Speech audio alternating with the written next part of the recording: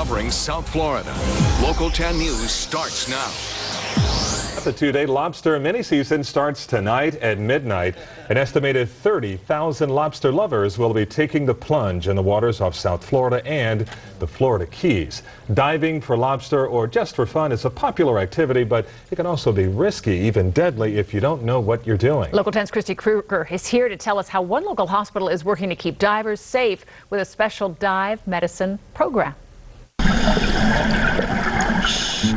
For the 5 million or so people in the U.S. who love to dive, the waters surrounding South Florida are some of the most popular.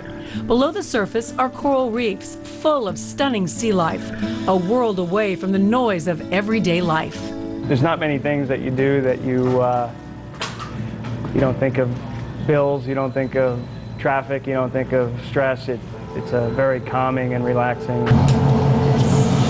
With more than 1,300 dives under his belt, instructor Craig Dietrich felt completely comfortable and safe in the water. He never worried about any risks to his health.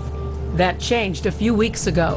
My ears were blocked up, so my sinus passages were definitely blocked, and I decided to just go anyway and figured I can clear it and push it a little bit, and it just wasn't a good idea. The pain in his right ear became severe. The side of his face went numb, and then he lost his hearing. Then I realized it's time to get some help and figure out what's going on.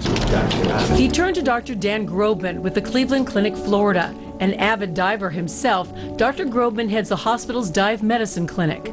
Dive medicine, or hyperbaric and underwater medicine, is a branch of sports medicine that primarily deals with specific injuries that a diver can sustain.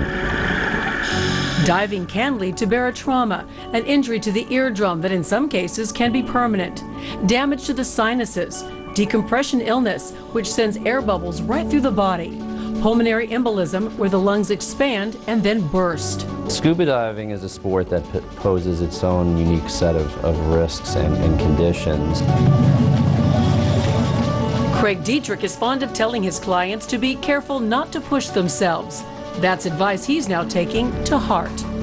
Yeah, I paid a hefty price because there was so much going on, and I listened for once.